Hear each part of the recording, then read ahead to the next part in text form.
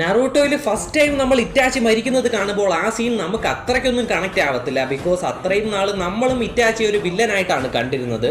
But Itachi മരിച്ച ശേഷം ഒബീറ്റോ സാസ്കയോട് ഇറ്റാച്ചിയുടെ real story പറയും. അത്രയും നേരം ആ ഡെത്ത് കണ്ട് കരയാത്തവരാണെങ്കിൽ പോലും ആ ബാക്ക് സ്റ്റോറി കാണുമ്പോൾ ഒരു തുള്ളി കണ്ണുനീരെങ്കിലും നമ്മുടെ കണ്ണിൽ നിന്ന് വരും. ഇറ്റാച്ചി അവന്റെ ലൈഫ് ഫുള്ള് എപ്പോഴും അവന്റെ ജനങ്ങൾ നന്നായിരിക്കണം, എല്ലാവരും സമാധാനത്തോടെയും സന്തോഷത്തോടെയും ജീവിക്കണം എന്നതിന് വേണ്ടി മറ്റുള്ളവർക്ക് വേണ്ടി പോരാടി സ്വന്തം ജനങ്ങളുടെ കണ്ണിൽ തന്നെ ഒരു വില്ലനായി കാണിച്ച് സ്വയം ഒരു നല്ലവനായി ജീവിച്ച് മരിക്കും. ഇറ്റാച്ചി മരിക്കുന്ന ലാസ്റ്റ് സെക്കൻഡിൽ പോലും പുള്ളിയുടെ അമറ്ററാസു പുള്ളി സാസ്കേക്ക് കൊടുക്കും. എങ്ങനെയും എന്റെ ജീവൻ പോകാൻ തന്നെയാ പോകുന്നത്, അത് എന്റെ അനിയന്റെ കൈകൊണ്ട് തന്നെ സംഭവിച്ച അവന് മങ്കയ്ക്കു ചെറുക്കാനെങ്കിലും കിട്ടുമല്ലോ എന്ന് പറഞ്ഞ് ഇറ്റാച്ചി അവന്റെ അനിയന്റെ കൈകൊണ്ട് മരണപ്പെടും. മരണം പോലും അവൻ മറ്റുള്ളവർക്ക് വേണ്ടി കൊടുത്തിട്ട് പോകും. ആൻഡ് നിഞ്ചാവാർ ടൈമിൽ റീഅനിമേറ്റ് ആയി വന്ന സമയത്ത് അവൻ വിചാരിച്ചിരുന്നെങ്കിൽ അവന്റെ വിധി തന്നെ അവൻ ഇഷ്ടത്തിന് മാറ്റാമായിരുന്നു. ബട്ട് അപ്പോഴും ഈ ഷിനോബി വേൾഡിനെ രക്ഷിച്ച ശേഷം അവസാനമായിട്ട് അവന്റെ അനിയനെ ഒരു നോക്ക്